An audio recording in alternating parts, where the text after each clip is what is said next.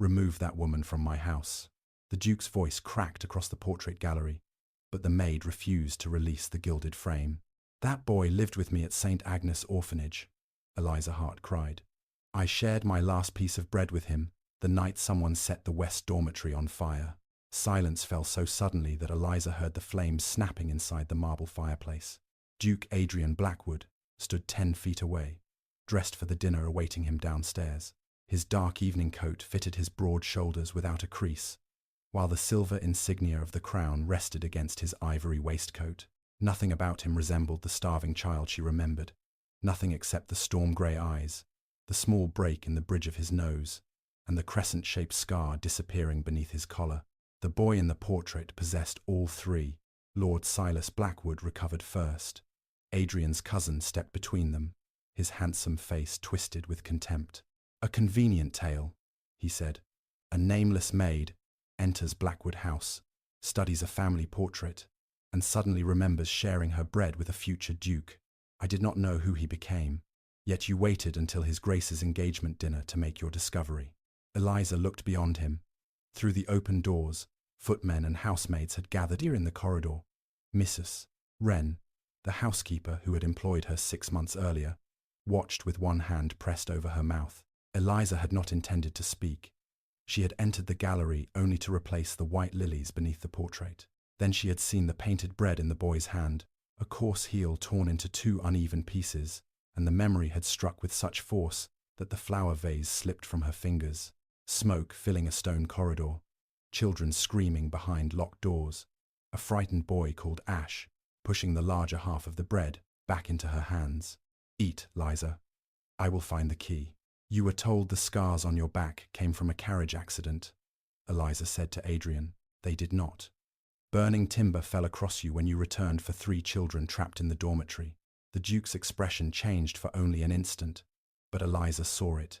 His right hand moved toward his ribs, as though his body remembered pain his mind had buried.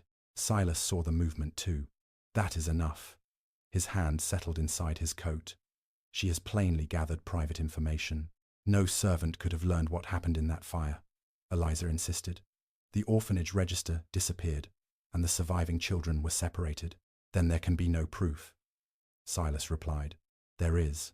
Eliza untied her apron with shaking fingers. The small room above the laundry, her wages, and the little security she had built would be gone before nightfall. But if she remained silent, the truth might disappear again with her. She reached beneath her collar and drew out a thin chain. Half a copper token hung from it, blackened along one edge by fire. A crude bird had been scratched into the metal by a child's unsteady hand. She placed it on the table beneath the portrait. Ash broke this token against the chapel step. He kept one half and gave me the other. He said that if we were ever separated, it would help us find each other. Adrian stared at the metal. Eliza waited for recognition, but his face hardened instead. You entered my private gallery without permission, he said. You interrupted a gathering upon which the future of this estate depends, and you have made an accusation against my family with nothing but a damaged trinket. I accuse no one. You said the orphanage was deliberately burned. Because it was. The doors had been locked from the outside. A murmur travelled through the servants. Silas moved closer to Adrian. This is precisely what I warned you about. Once tonight's agreement becomes public, impostors will crawl from every gutter, claiming a connection to Blackwood.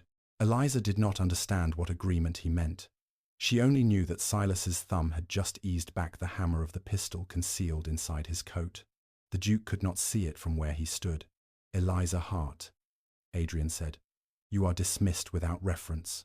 You will leave before sunset, and never use my name in connection with this story. The words struck harder than she had expected, not because she needed him to remember her, but because the frightened boy she had once protected had grown into a man willing to condemn her without asking a single honest question. He could have examined the token. He could have questioned her privately. He could have delayed judgment until the dinner ended. Instead, he chose humiliation. Eliza lifted her chin. I will leave, Your Grace, but the token remains here. If I invented everything, ask your cousin why he has spent 20 years searching for its other half. Silas's face emptied of colour. His hand emerged from his coat. Eliza moved before thought could catch her. She seized the heavy silver flower tray and struck his wrist. The pistol discharged into the ceiling, showering the gallery with plaster. Servants screamed. Adrian lunged forward and twisted the weapon from his cousin's hand. Silas staggered back. "She attacked me." "He was drawing the pistol," Eliza said, "to protect his grace from a madwoman." Adrian looked from the smoking weapon to Eliza. For one suspended moment, uncertainty entered his eyes. Then a soft metallic click sounded beneath the table. The copper token had fallen onto the floor and landed beside something dislodged by the gunshot, a second blackened piece of metal that had dropped from a hidden opening behind the portrait. Adrian bent and picked it up. The two broken edges matched perfectly, but when he joined them, the completed token did not form one bird. It revealed a tiny crown pierced by a dagger. Lord Silas stopped protesting. Eliza looked at the symbol, then at the concealed compartment, standing open behind the portrait. Inside it lay a folded sheet, bearing tomorrow's date and the Duke's seal. At the bottom was a line written in a hand Eliza recognized from the orphanage fire 20 years earlier. "Adrian Blackwood must die before midnight." Adrian read the sentence twice, his face becoming unnaturally still. "Who placed this here?" he demanded. No one answered. Lord Silas slowly lowered his injured hand. Blood ran from his wrist onto the white cuff beneath his sleeve, but his earlier panic had vanished. "The maid must have done it," he said. "She entered this gallery alone. She brought the token, opened the compartment, and planted that absurd threat before creating a disturbance." "I did not know the compartment existed," Eliza replied. "You knew precisely where to stand when the pistol discharged. I struck your wrist because you were drawing a weapon." Silas gave a short, bitter laugh. A servant's word against a gentleman's. Adrian studied the pistol in his hand. The engraved initials on its silver grip were not Silas's. They were his own. "This came from my study." Silas hesitated. "I found it beneath the writing desk this afternoon. I feared someone had placed it there for a purpose. And you neglected to inform me." "I intended to do so after dinner." Eliza watched the two men carefully. Silas was no longer frightened by the token. His attention remained fixed on the folded paper inside the compartment, as if the message mattered less than whatever else might be concealed behind it. Adrian reached toward the opening. "Do not touch the paper again," Eliza said. His gaze snapped to her. "You forget your position." "No, Your Grace. You dismissed me publicly. I therefore have no position in this house to forget." Several servants lowered their eyes, hiding their reactions. Eliza knelt beside the fragments of plaster. Her hands still trembled, but years spent copying parish records had trained her to notice what others overlooked. At St. Agnes, Sister Miriam had taught her to distinguish inks, recognize altered numbers, and preserve documents from damp. After leaving the orphanage, Eliza had earned extra pennies, preparing inventories for merchants who assumed a young woman could not understand their columns. Mrs. Wren had discovered that skill within weeks of hiring her. Since then, Eliza had quietly corrected the household supply books every Thursday night. She had found duplicate coal charges, inflated meat orders, and wages assigned to 3 servants who did not exist. The savings had kept 12 elderly estate workers from losing their winter allowances, though the Duke had never learned who uncovered the errors. Now Eliza pointed at the threatening line. "The ink is still glossy near the word midnight. That sentence was written recently." Adrian glanced down. "The rest of the page appears old." "Because it is. Look at the fold marks. The paper was folded for years before that final line was added." Silas pressed a handkerchief to his wrist. A remarkable performance from a woman who claims to scrub fireplaces. "She does not claim to be ignorant," Mrs. Wren said from the doorway. Every head turned toward the housekeeper. Mrs. Wren stepped into the gallery, pale but resolute. "Miss Hart has balanced the lower household accounts since February. Without her, Your Grace would have paid nearly £800 in false expenses." Adrian's eyes narrowed. "Why was I not informed? Mr. Vale ordered me not to trouble you with servants' work."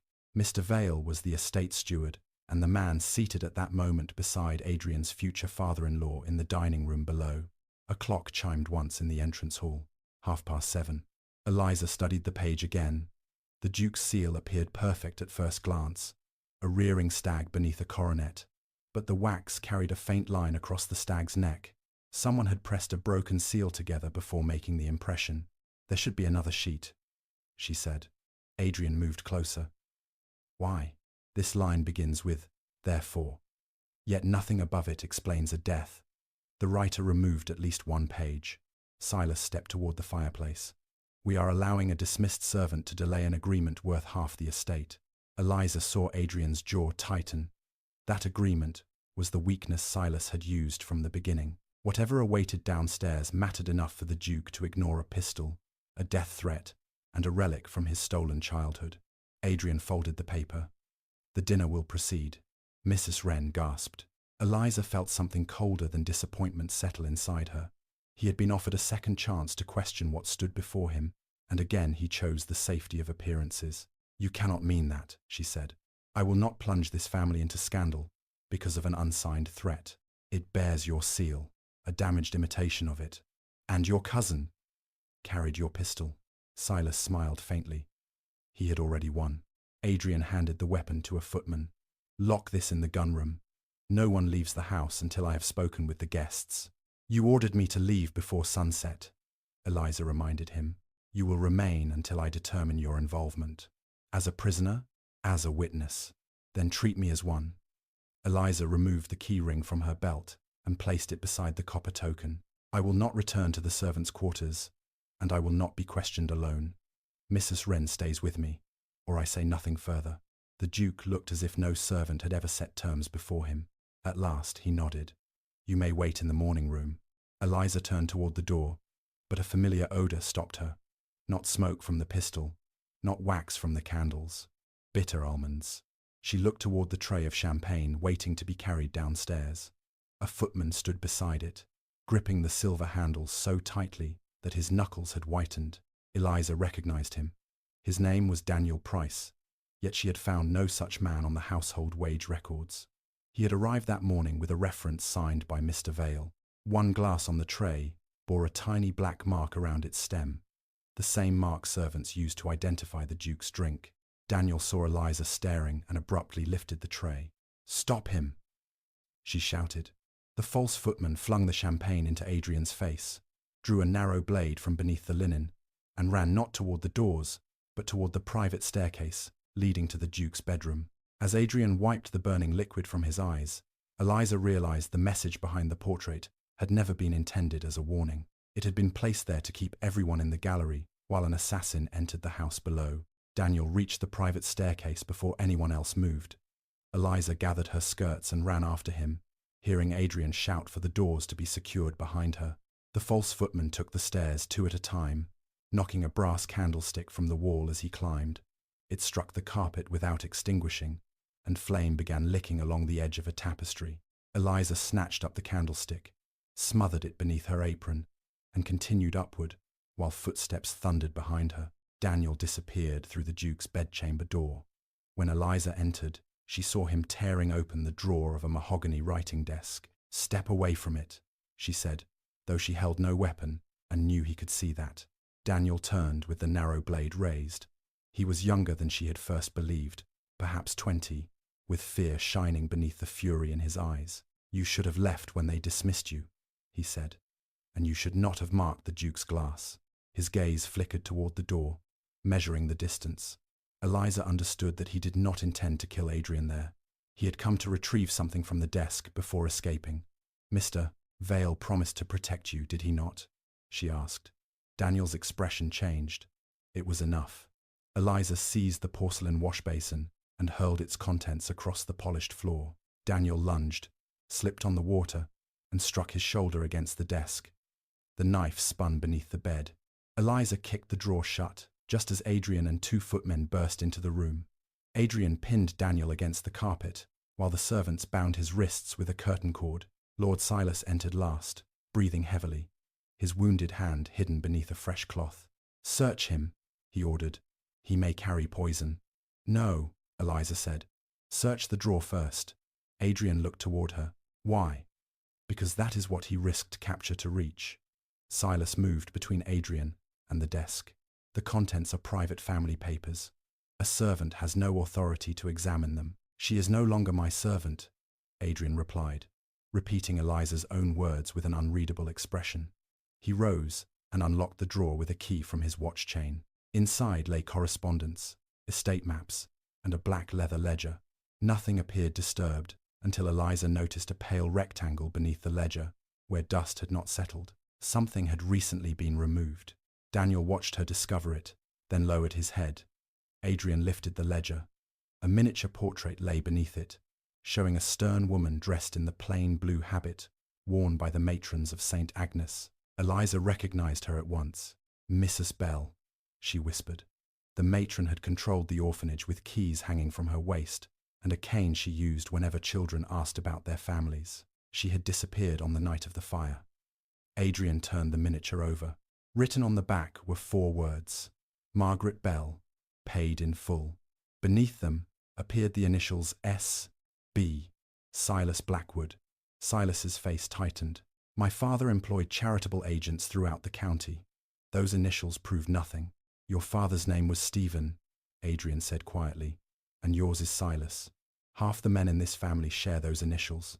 Daniel began laughing from the floor. The sound was thin and hopeless. "You told me the Duke already knew," he said to Silas. "You said he ordered the children removed before the demolition." Silas stared down at him. "I have never seen you before today." Daniel's laughter stopped. Adrian caught his cousin by the shoulder before Silas could retreat. "What demolition?" Daniel looked at Eliza instead of the Duke. Perhaps he recognized the only person in the room who had not threatened or condemned him. "St. Agnes was built over old limestone tunnels," he said. "One passage runs from the chapel cellar to the river road. Mrs. Bell used it to move children without recording their names. My mother was one of them." Eliza felt the room tilt. Children had vanished from St. Agnes for years. The matron always claimed they had been placed with families, but no farewell letters ever returned, and no adoptive parents signed the public register. Sister Miriam had once tried to investigate. 3 days later, she fell down the bell tower stairs. "The fire was meant to destroy the tunnel entrance," Daniel continued, "but the boy called Ash escaped before the roof collapsed. Mrs. Bell feared he had seen the men waiting below." Adrian's grip loosened on Silas. "Why would your mother tell you this?" "She did not. She died without speaking. Mr. Vale found me at the workhouse and showed me her papers. He said Blackwood owed me justice. He said the evidence was hidden in this desk. And in exchange, you poisoned my glass." Daniel's eyes filled with shame. "He said it would only make you ill. While the doctors attended you, I was to take the missing page and leave." Eliza crouched beside him. "What missing page?" Daniel looked toward the black ledger. "The list of children sold through St. Agnes and the names of the gentlemen who bought them."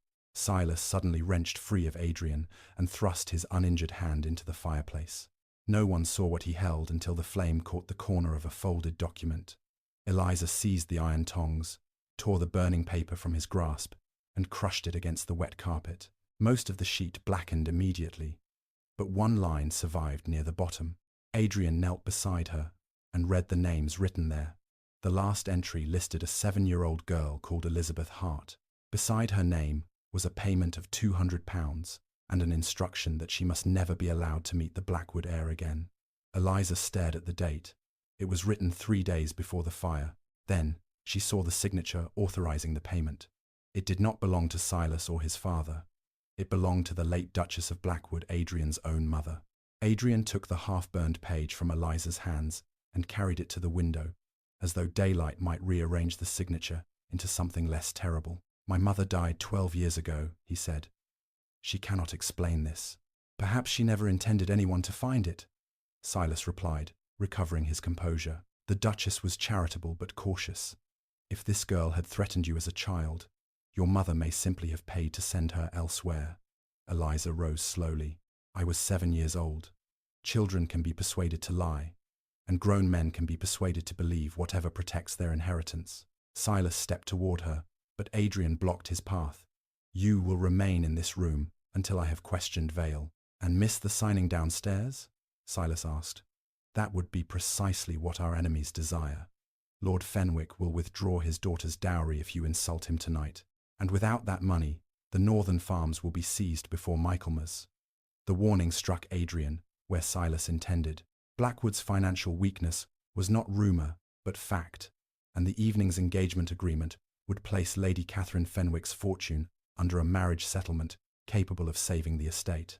Eliza saw calculation return to the Duke's eyes.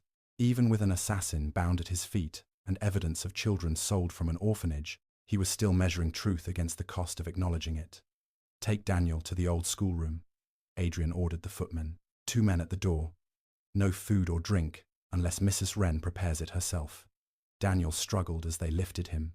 "Vale will kill me before morning." "Not if you tell us where he keeps the missing page," Adrian said. "I never saw it. He said it would be in the desk." Daniel turned desperately toward Eliza. "My mother left something at St. Agnes, a tin box beneath the chapel floor. Vale said the fire destroyed it, but he lies about everything." Silas laughed. "St. Agnes has been a ruin for 20 years. Whatever survived has long since rotted." "Not beneath the chapel," Eliza said. The limestone floor had been the only section untouched by the flames, and Sister Miriam had once forbidden the children from lifting a loose slab beside the altar. At the time, Eliza assumed rats nested beneath it. Now she remembered Mrs. Bell kneeling there after midnight, her keys arranged beside a candle. Adrian looked at her. "You know the place? I can find it. Then you will take me there after the signing." "There should be no signing." Eliza pointed to the false footman being dragged toward the door. "Someone entered your house under Vale's authority, carried poison to your table, and searched your private desk. Yet you still intend to bind yourself to a family agreement arranged through the same steward. Fenwick has no connection to Vale's crimes. Have you examined the agreement yourself?" Adrian's silence answered her. Silas moved quickly. "Solicitors examined it. Every clause protects Blackwood." "Which solicitors?" Eliza asked. "Men whose education exceeds yours." "That was not my question." Adrian's mouth tightened, but before he could respond, Mrs. Wren hurried into the room, holding the household account book. "Your Grace, Mr. Vale has gone. His coat and carriage are missing, and the servants guarding the east door say Lord Fenwick ordered them to let him pass." Silas swore beneath his breath. Mrs. Wren opened the book on the desk. Miss Hart marked every false charge she found. "The payments led to a firm called Bell and Mercer. I thought it supplied coal, but the address belongs to a solicitor in London." Eliza turned the pages.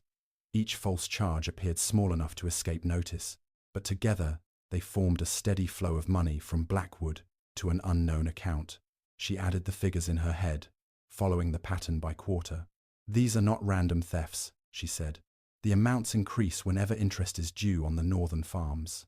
Vale was draining the estate just enough to force his Grace into borrowing again.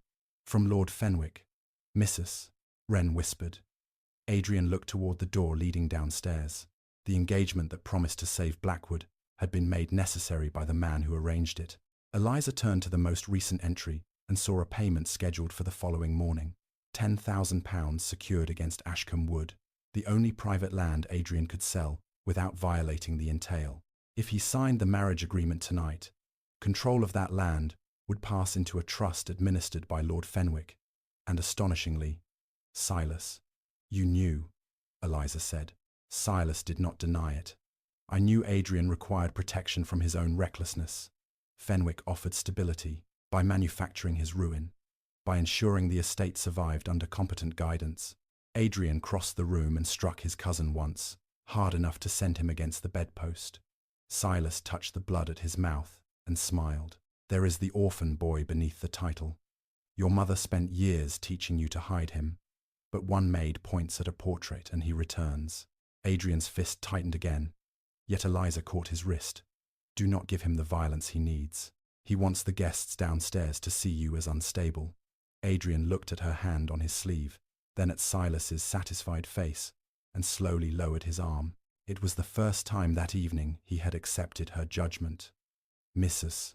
Wren," Eliza said, "send separate messages to the magistrate and to Adrian's family solicitor.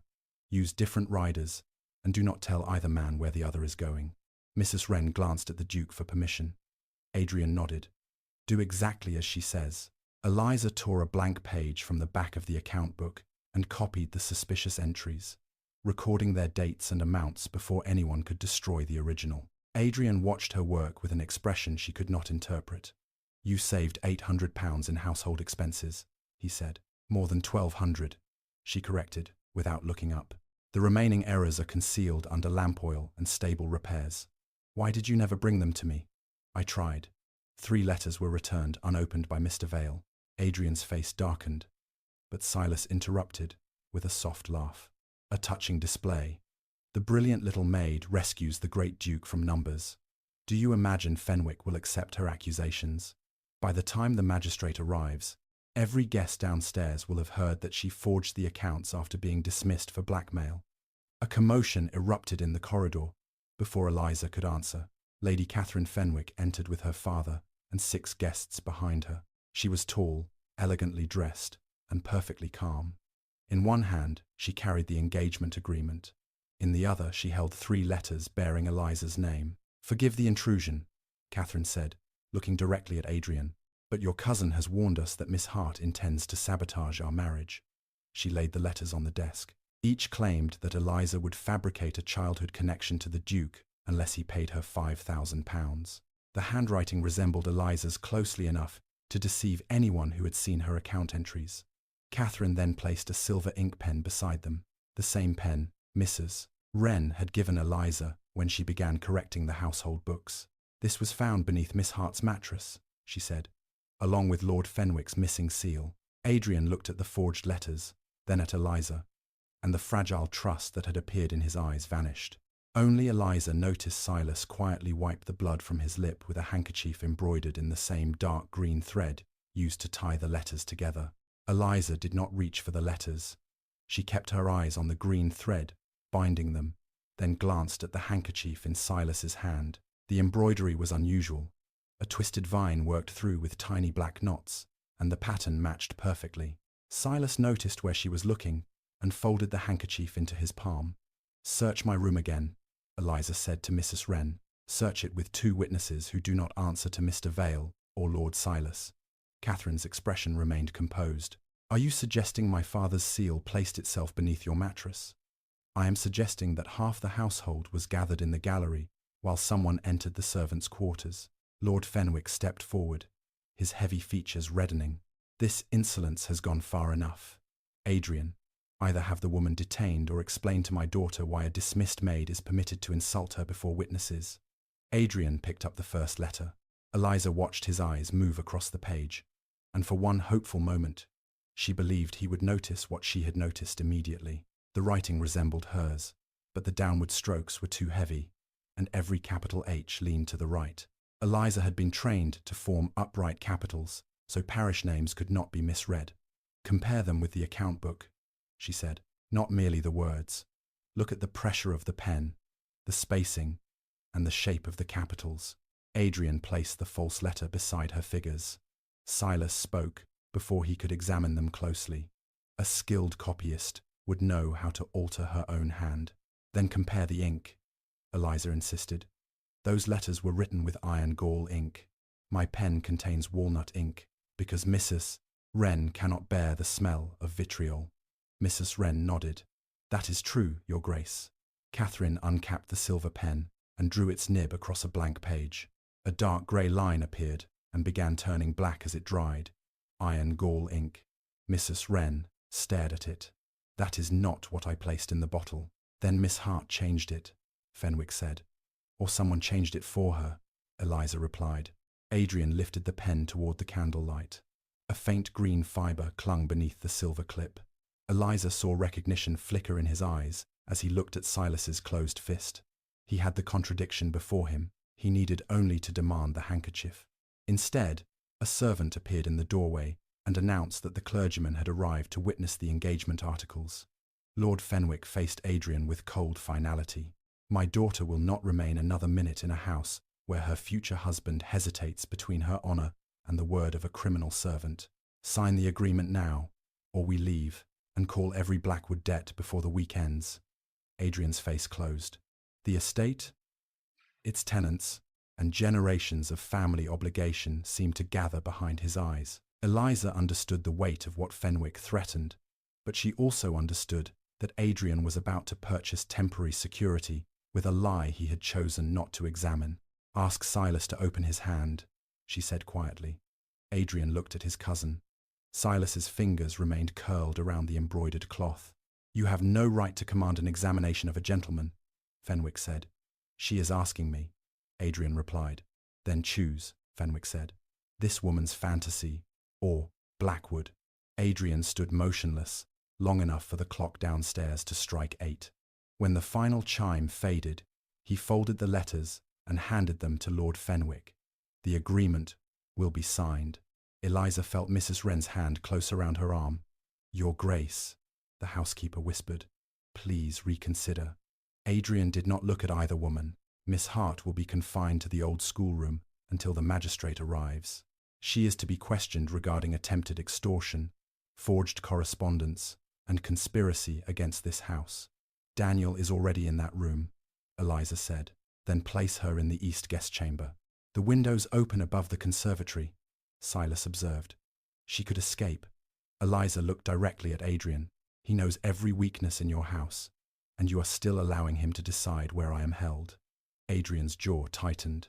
"The blue chamber has one door and barred windows. 2 footmen will stand outside." "Whose footmen?" "Mine. Daniel wore your livery too." The words struck him, but pride prevented him from reversing the order before his guests.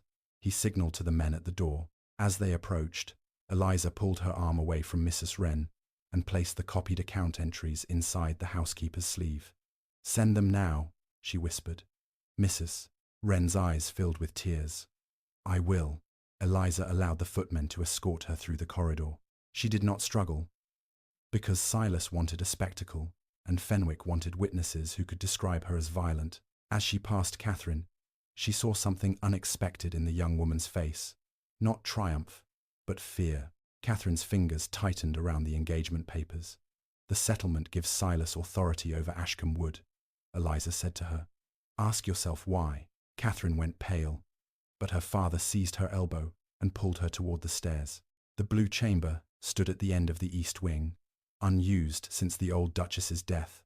A footman unlocked it and waited while Eliza entered. Before the door closed, she saw Adrian descending toward the dining hall with Fenwick on one side and Silas on the other. He did not look back. The key turned. Eliza searched the chamber methodically. The barred windows prevented escape. The fireplace was too narrow to climb, and the bell pull had been cut close to the ceiling. On the dressing table stood a water pitcher and a small oil lamp.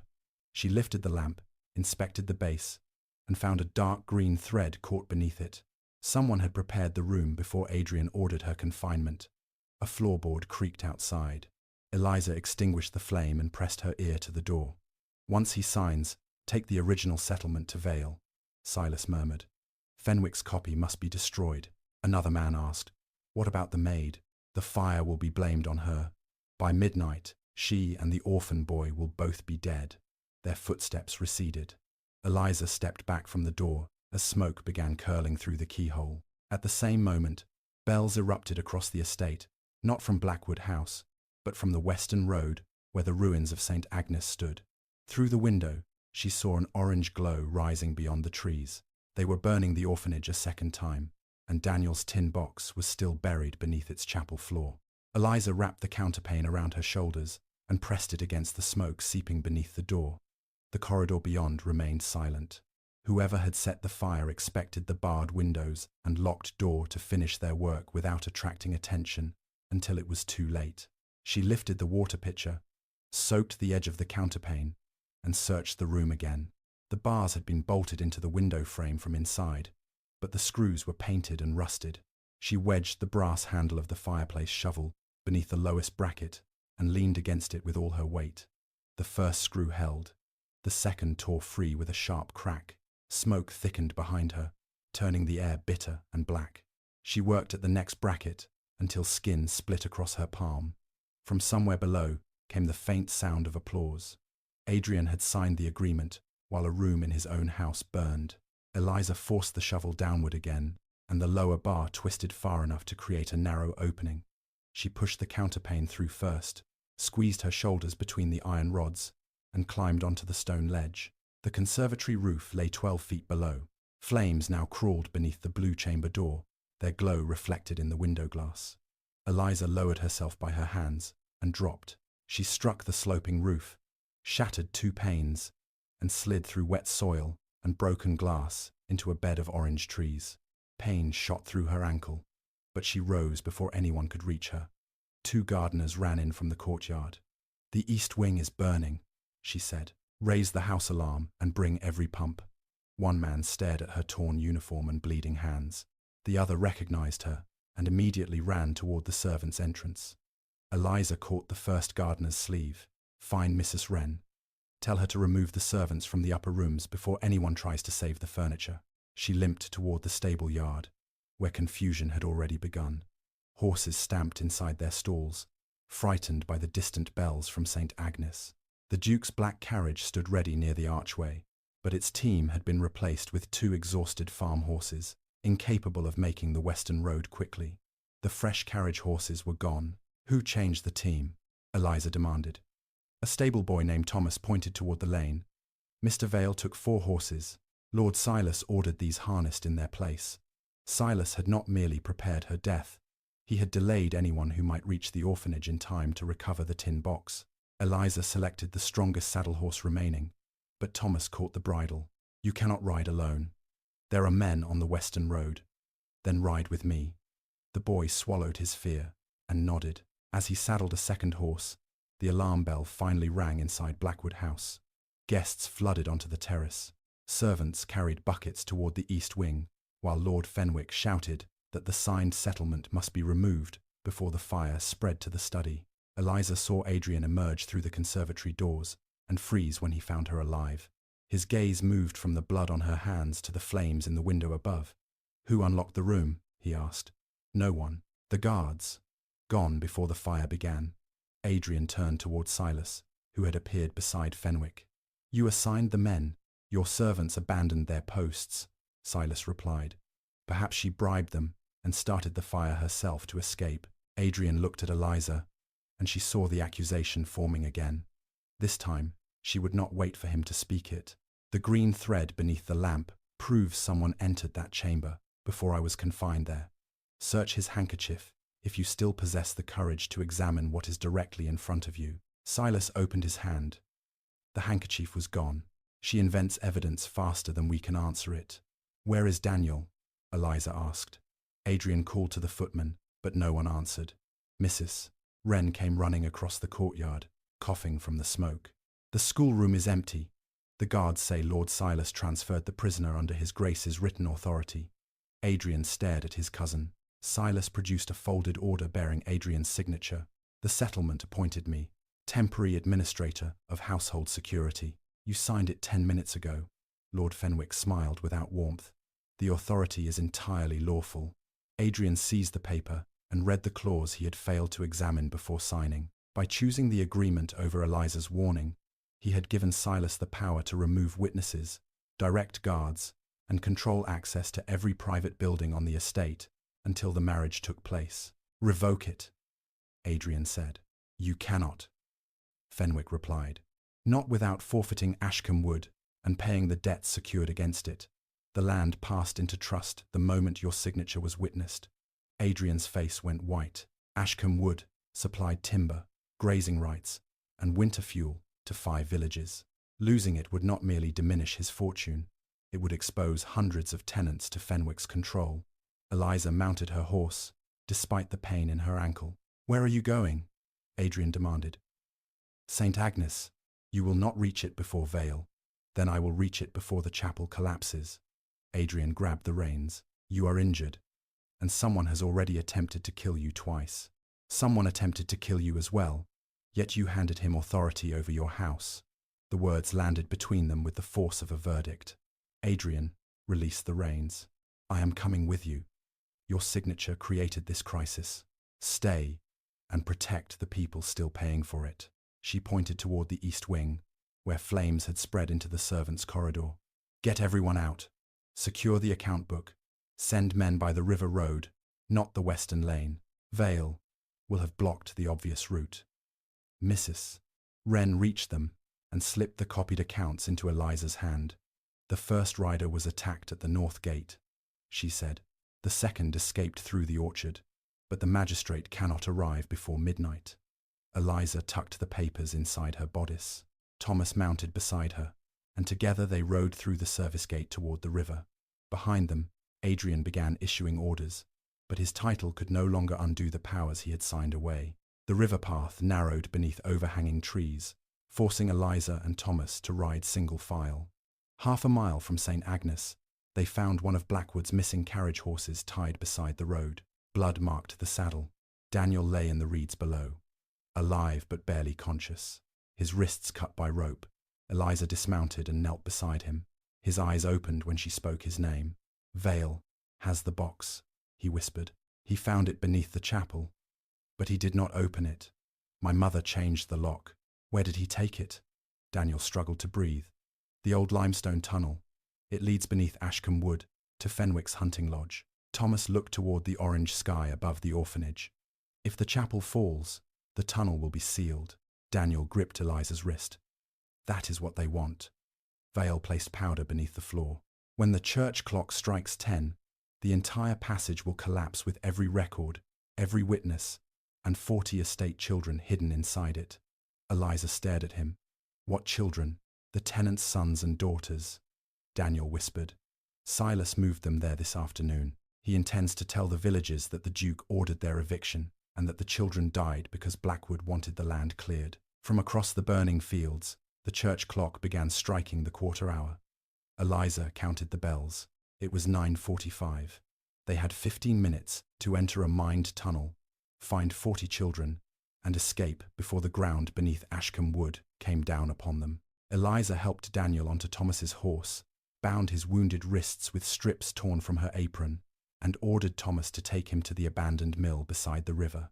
"Keep him out of Blackwood House, and trust no one wearing the Duke's livery unless Mrs. Wren is with them," she said. Thomas hesitated. "You cannot enter the tunnel alone. 40 children cannot wait while we argue." She took the lantern from Daniel's saddle and ran toward the chapel, ignoring the pain in her ankle as the clock struck 9:46. Flames consumed the orphanage's remaining timber walls, but the limestone chapel still stood behind a curtain of smoke. Eliza wrapped a wet strip of cloth across her mouth and entered through the broken vestry window. Heat pressed against her skin. Burning beams cracked overhead, scattering sparks across the old altar. She found the loose floor slab where Sister Miriam had once knelt and pushed against it with both hands. It did not move. Daniel had said his mother changed the lock, and Eliza remembered the copper token, divided into 2 halves. She pulled her half from beneath her collar and pressed its jagged edge into a narrow opening carved beside the stone. A mechanism clicked beneath the floor. The slab shifted, revealing steps descending into darkness.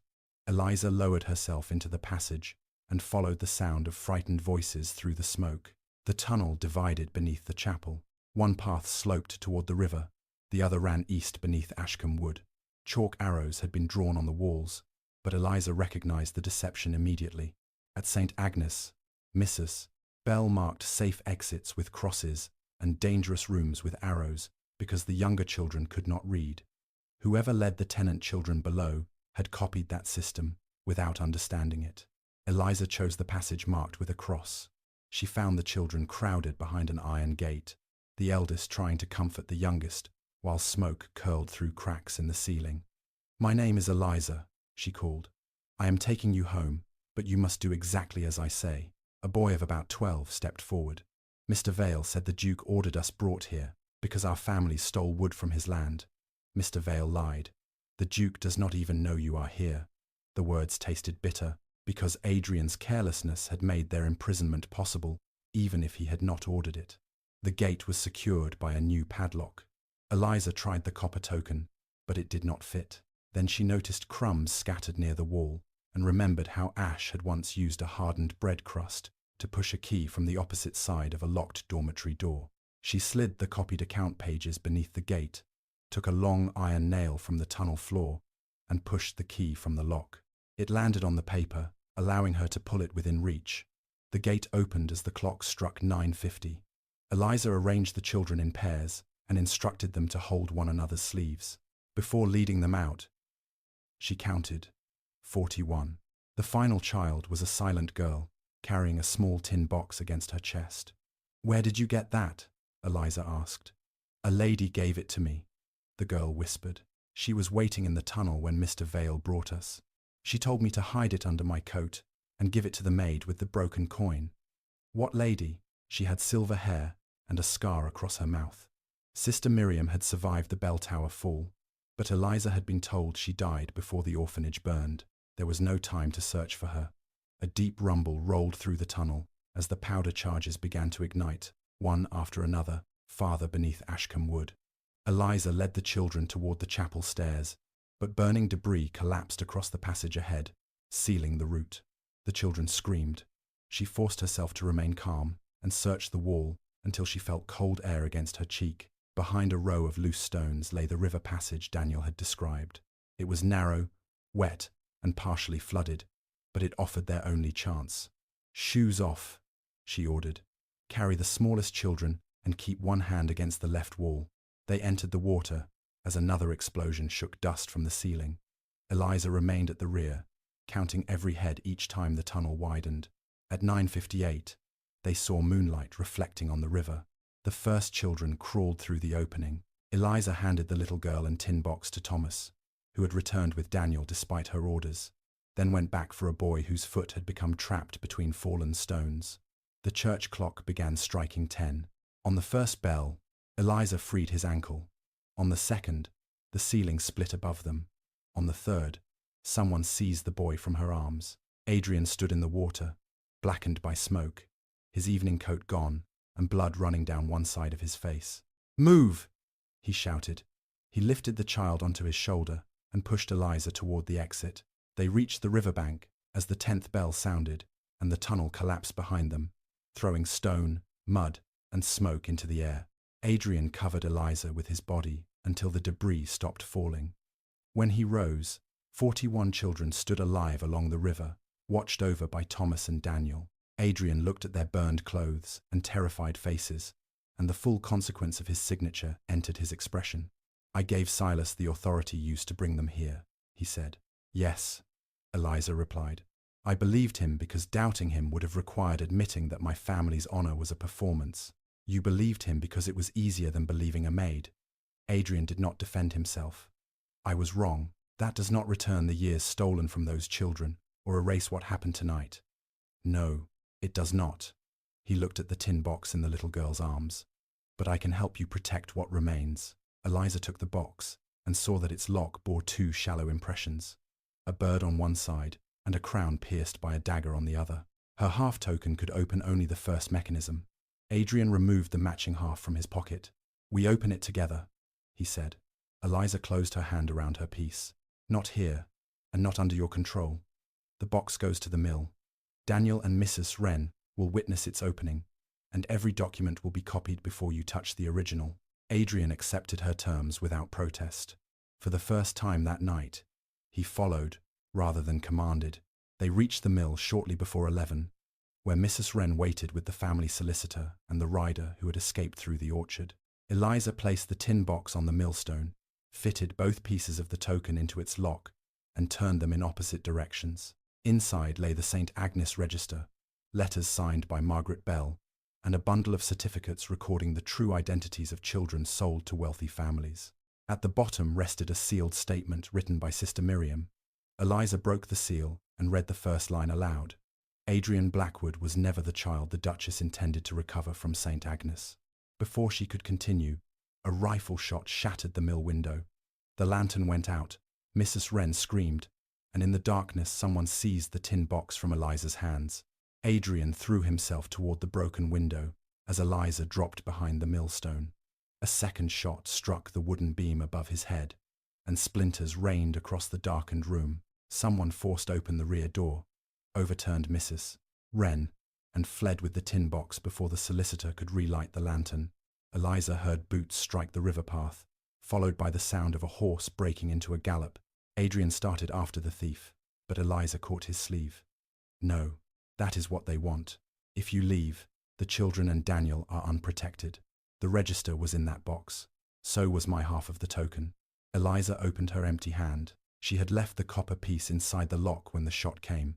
Adrian touched his pocket and discovered that his half was gone as well. Whoever had seized the box had taken the completed key. the original records, and the only easy means of proving how the hidden archive had been opened. Daniel groaned from the floor.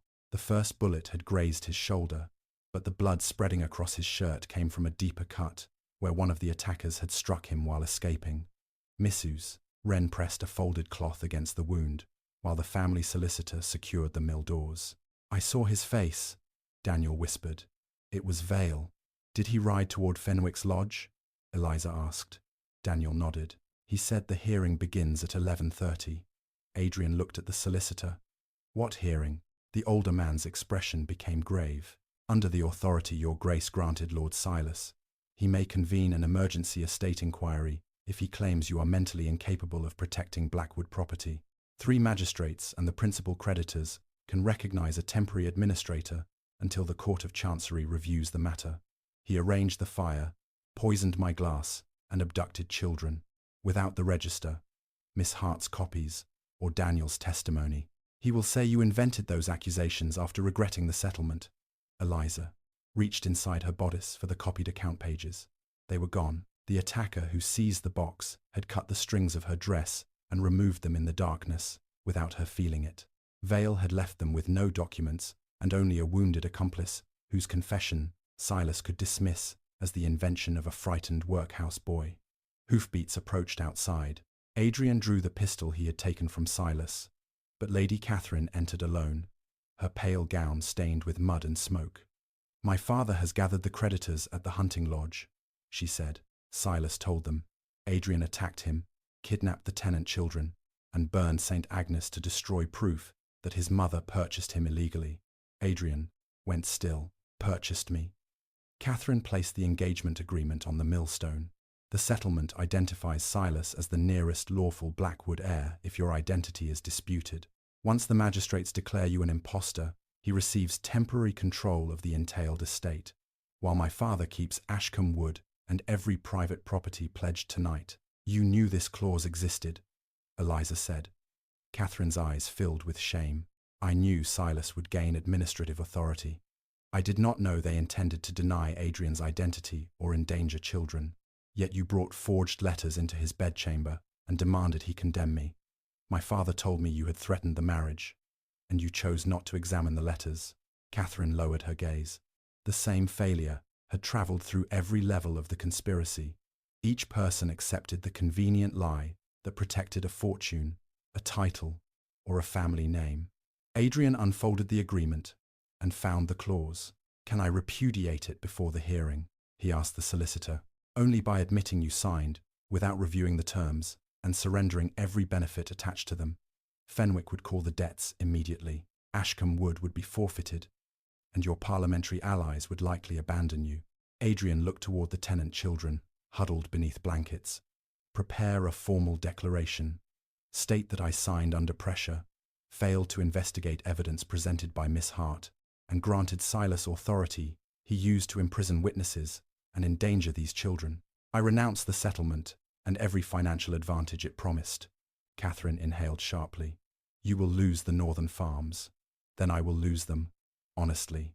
His gaze met Eliza's. "And the declaration must state that I publicly accused Miss Hart without proof and confined her in a room prepared for her murder." Eliza heard remorse in his voice, but she did not mistake confession for repair. "You will read that declaration before the magistrates yourself," she said. "I will. You will not describe yourself as deceived without naming every moment you chose not to look." Pain crossed his face. "I understand." "Not yet," Eliza replied. "But perhaps you will." The solicitor began writing, while Catherine helped Mrs. Wren bind Daniel's shoulder. Eliza examined the shattered lantern and the place where the tin box had rested. A thin layer of soot covered the millstone. Pressed into it were backward impressions of several words from Sister Miriam's statement. The damp paper had left its ink against the stone when Eliza laid it down. She held the lantern close and read the incomplete line. "Adrian Blackwood was never the child the Duchess intended to recover from St. Agnes." Beneath it appeared fragments of the next sentence. "The true heir was marked by left shoulder, but the boy she brought home carried." Eliza looked at Adrian's collar. The crescent scar disappeared beneath it on the right side, not the left. Silas intended to use that difference to prove Adrian was an unrelated orphan who had stolen the title. Yet the portrait in the gallery had been commissioned only days after Adrian returned, and it showed the scar on the right. The Duchess had known exactly which child she brought home. The statement was not accusing Adrian of deception. It was accusing the Duchess of deliberately choosing him instead of another boy. Silas believes the scar proves Adrian is an imposter, Eliza said. That is why he arranged for the portrait to survive the first fire, and why he hid the death threat behind it. He needs the painting presented at the hearing. Catherine shook her head. The portrait was removed from Blackwood House an hour ago. My father's men are taking it to the lodge. Eliza remembered the painted bread. The boy's right hand curled around it, and the detail everyone had ignored. Ash had injured that hand, breaking the copper token against the chapel step. For months afterward, he could not bend his smallest finger.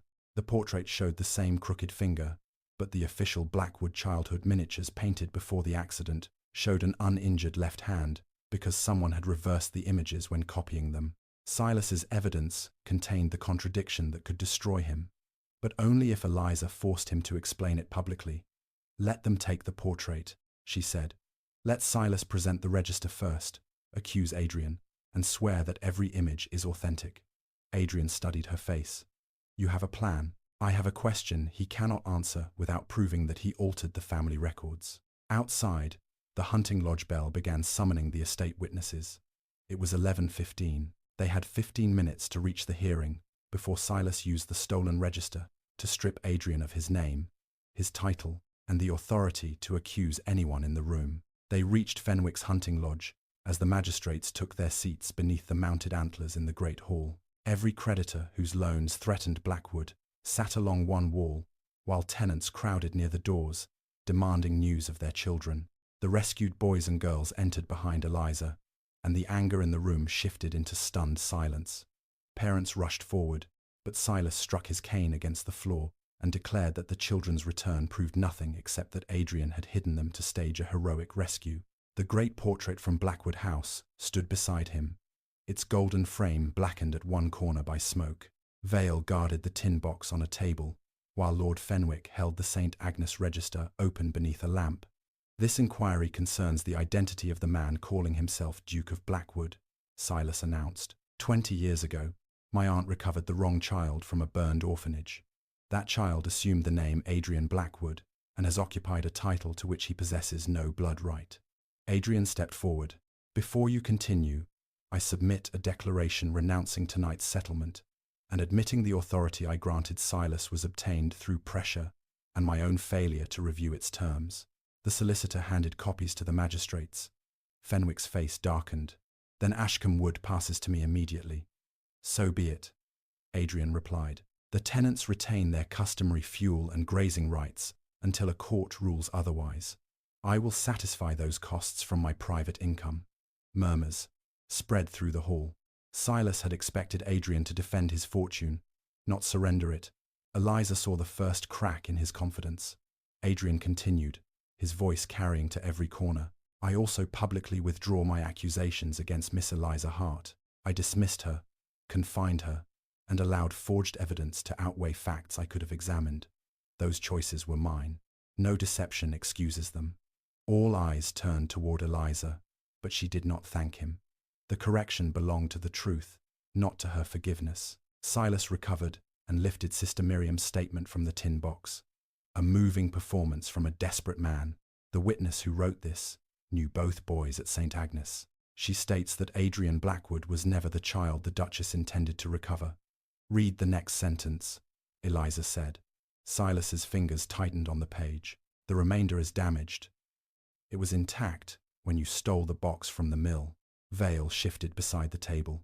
Eliza pointed to his boots. Pale limestone dust covered the soles, mixed with black ash from the tunnel beneath St. Agnes. Mr. Vale claimed earlier that he spent the evening at Blackwood House, yet his boots carry stone found only below the chapel, and Daniel Price saw him remove this box. Vale laughed. The testimony of a confessed poisoner, a poisoner carrying a reference signed by you. Eliza turned to the magistrates. Examine the household ledger, and you will find payments to Bell and Mercer concealed as coal, lamp oil, and stable repairs. Those payments forced Blackwood deeper into debt until Lord Fenwick could demand tonight's settlement. Fenwick raised a hand. There is no ledger here, because the East Wing was burned after I identified the false charges. Then, there is no evidence. Mrs. Wren stepped forward. There are 12 months of invoices in my keeping, each bearing Mr. Vale's approval. I sent them by separate rider before the fire. The family solicitor produced the bundle. I received them at the mill and recorded the chain of custody before coming here. Fenwick's confidence faltered. Eliza approached the portrait. Silas claims this painting proves Adrian was an unrelated orphan, substituted after the fire. When was it painted? Within a week of his return, Silas replied. By whom? Edmund Crowe, the family portraitist, and the childhood miniatures you presented to the magistrates. Also Crowe's work. A clerk placed 3 small paintings beside the register. Each showed a younger Adrian before his disappearance, holding a wooden horse in his left hand. You swear these images are authentic and unaltered? Eliza asked. Silas smiled. The Blackwood seal appears on every frame. That was not my question. Yes, they are authentic. Eliza faced the nearest magistrate. Record his answer. She lifted the first miniature. In this image, the Blackwood crest appears on the child's right breast, though family uniforms always carried it on the left. The painter's signature is also reversed. These are not originals. They are mirror copies created after Adrian returned. Silas's smile vanished. Eliza placed the miniature beside the large portrait. The copies show the child holding objects in his left hand, because whoever commissioned them needed to hide an injury to the right. But the portrait painted after St. Agnes shows a crooked, smallest finger on Adrian's right hand. She turned toward him. Show them. Adrian extended his hand. The smallest finger had healed at a slight angle. Eliza placed her half of the copper token on the table, then looked toward the box. When Adrian broke this token against the chapel step, the metal cut through his palm and damaged that finger. I wrapped the wound myself. Only someone present at St. Agnes could have known which hand was injured. Silas interrupted. A childhood accident proves no bloodline. No, Eliza agreed, but it proves the same boy in the portrait stood beside me before the fire, and it proves someone altered the earlier images afterward. Your argument depends on those copies being older than the portrait. Catherine stepped away from her father and addressed the magistrates. I saw Silas remove paintings from the late Duchess's archive last winter. He told me they required restoration. Silas struck the table. She lies to escape a broken engagement. Then ask the restorer, Eliza said. Mr. Crowe's son is standing outside. For the first time, Silas looked toward the doors in fear. The elderly restorer entered carrying his father's commission book. Its pages recorded dates, payments, and instructions for every Blackwood portrait. Eliza did not ask him to read yet. Instead, she turned to the rescued girl who had carried the tin box. The silver-haired lady in the tunnel, did she tell you her name? The child nodded. Sister Miriam. A cry rose among the older tenants. Several remembered the nun who had protected children at St. Agnes. Where is she now? Eliza asked. The girl pointed toward the veiled woman standing unnoticed among the parents. Sister Miriam removed her veil, revealing the scar across her mouth. Silas stepped backward. Eliza placed the copper token, the copied miniatures, and the commission book before the magistrates. We now have the child who shared the fire, the woman who rescued him, the artist's record, the altered paintings, and the man who ordered those alterations. But one question remains. If the Duchess knowingly recovered a boy who was not her missing son, why did every Blackwood document created afterward still recognize Adrian as the lawful heir? Sister Miriam approached the table and placed one final sealed certificate beside the register. Because the child called Ash was not an unrelated orphan, she said, and this record proves whose son he truly was. The chief magistrate broke the seal, unfolded the certificate, and stared at the name written beneath Adrian's date of birth.